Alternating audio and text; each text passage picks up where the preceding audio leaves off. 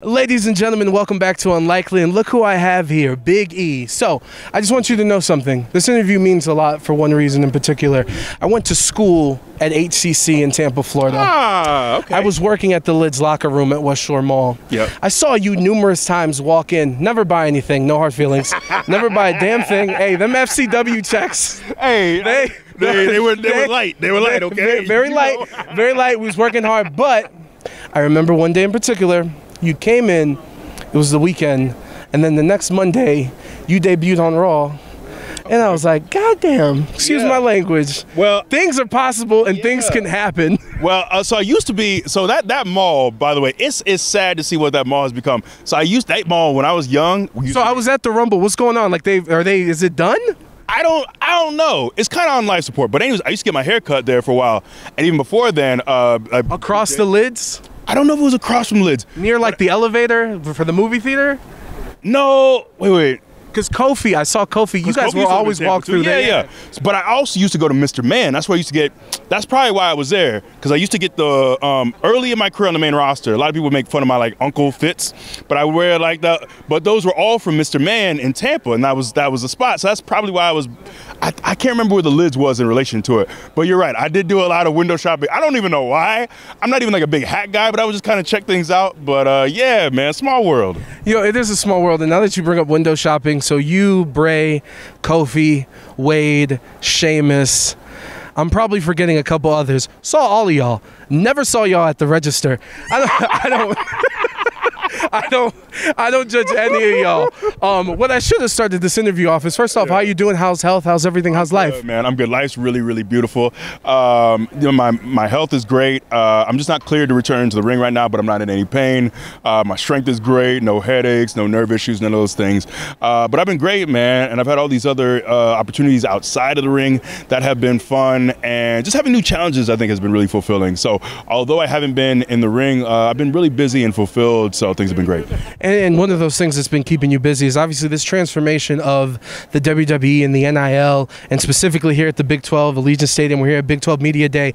I want to ask you, when you were in college, when you were playing, if this existed, do you think you would have shifted, or was it something like, no, I need to finish out this journey to see where it takes me when it comes to football? Yeah, I mean, I was so singularly focused on college football, and I don't even think, like, I feel like as an athlete, you have to have almost those blinders on because it takes so much of your life, you know. And the confidence. Right. You know, at the time we were signing these things from the NCAA that said, oh, I only do 20 hours of football-related activities a week, and we would all laugh because it was all closer to like 40 hours. But that's just the amount of time it takes to really be dedicated to your craft. So for me, it was something that really never crossed my mind. I was into it as a kid. I loved wrestling, but it didn't cross my mind until football was off the table and I was done, and then this opportunity came along. But what I do love right now is, for me, I didn't even see a pathway to WWE. There was no obvious pathway. I was really fortunate just to know someone who knew someone who knew someone. But what I love now is we're going to these campuses all across the country, and we're able to talk to them about NIL and, you know, possibly joining us through that route, and then coming through also and trying out and doing this as a WWE superstar one day. So I love now that athletes, when their career is over, there's a pathway to WWE now, and that opening is there. So that definitely was not a thing when I was around. I would have benefited from it, but I think at the time my mind was just I wasn't even thinking about it. I don't want to lie on my channel. I did say Dave Bautista buy food for his dog at a PetSmart. So shout out to you, Bautista, in Tampa. Yes. That's very on brand. Dave's a big dog guy, Tampanian as well. So yes, that tracks. So I just got back from Toronto, and so did you, for Money in the Bank, and obviously that event means very much to you and the experience. I want to ask you the feeling that you had when you grabbed the briefcase, and two, the preparation in terms of, oh, these bumps are going to be different tonight. Right. So I always think ladder matches are the scariest matches. They are the most high stakes matches. I mentioned it on the countdown, but I think of Joey Mercury and kind of his nose exploding, and those are things, they're real dangers in these ladder matches, and we're all trying to put on these memorable performances. Speaking of the women, man, some of the Chelsea through the tables, Io, Zoe, Io. Yes, yeah, doing just made me cringe so often. but in the best of ways, just because the level of danger. But such a fun match. So it's one of those matches. I love the Money in the Bank match because it really can take someone who might be kind of middling in their career or someone who's on the rise, and you kind of skip the line. You know, you get to go right to the top, and it changed so much for me. You know, I spent so much of my career in the mid card, you know, in tag teams, and I'm so proud of what we did as a tag team with the New Day. But winning the Money in the Bank really just changed things for me. It really catapulted my singles run. Got to be a world champion because of it.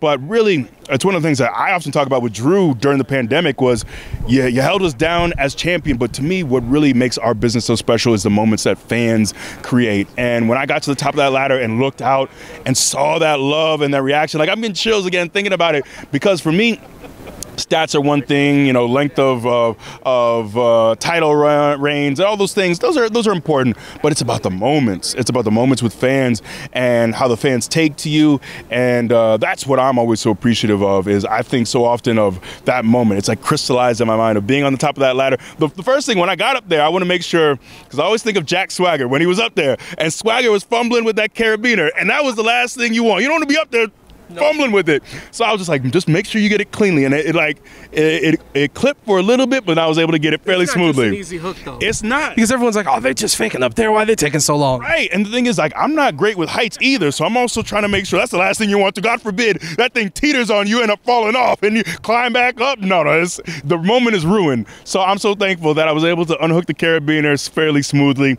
But being up there on that ladder, filled with adrenaline and looking out, man, that is special. I always tell people, man, I wish I could bottle that moment, what it feels like, and give it to everybody, because it is special. And that's what that match means, man. So it has meant so much to my career. Thank you for giving me chills. All right, we got two quick things before we get out of here. Money in the Bank, of course, the thing that kind of shocked everyone was John Cena's announcement. Your guys' relationship. Again, Tampa played a major part. If it's going to be difficult, but if there's one memory, one thing that you're always going to remember John for, what is it going to be? You know, he's done so much. Selfishly, I would say my one moment is my debut. My debut in Philly at the Slammies in 2012 December was me leaving him laying, standing over him to close the show, and that moment means so much because debuting on the main roster is incredible for everyone, but debuting like that. Getting to stand over arguably the greatest of all time. At that time. Yeah, it's just me. He's, red hot. He is clearly the guy. So that meant a lot to me.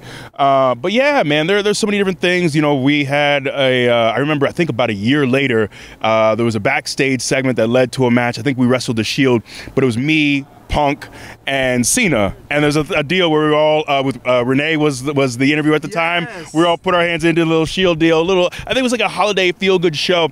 But even that moment of like, man, I'm young in my career. I can't remember if I had the IC title at the time. I might have, but just being able to stand in the ring with a guy like CM Punk, with John Cena and me, like, man, there are so many incredible moments. And I think back to so many times, when I first came on the road, it was always, oh, Cena's match is about to be up. And so many of us would just be peeking out in front of the crowd because that Cena pop is different. And another thing, when I first came on the main roster, it was Cena and Dolph wrestling every single night. I remember one of my first main roster shows was we were doing MSG. They had a cage match.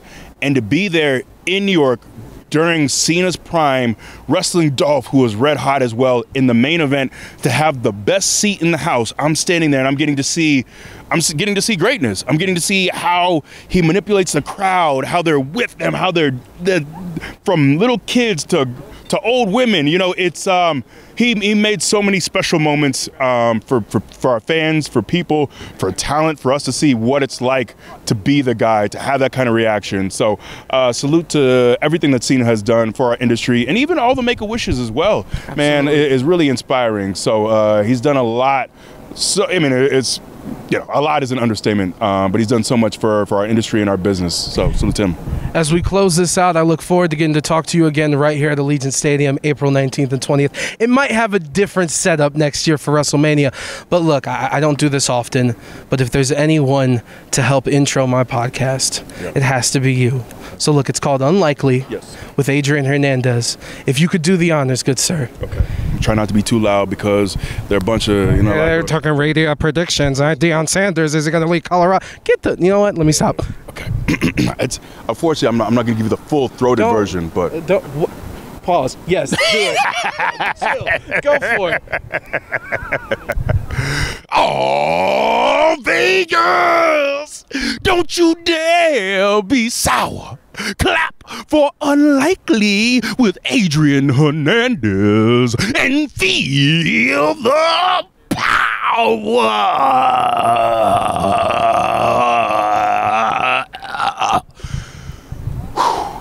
I was going to do a Nardwar, but last thing, check out Our Heroes Rock. It's amazing on YouTube. Big E, thank you for the time. Thank you very much. Thank you, brother.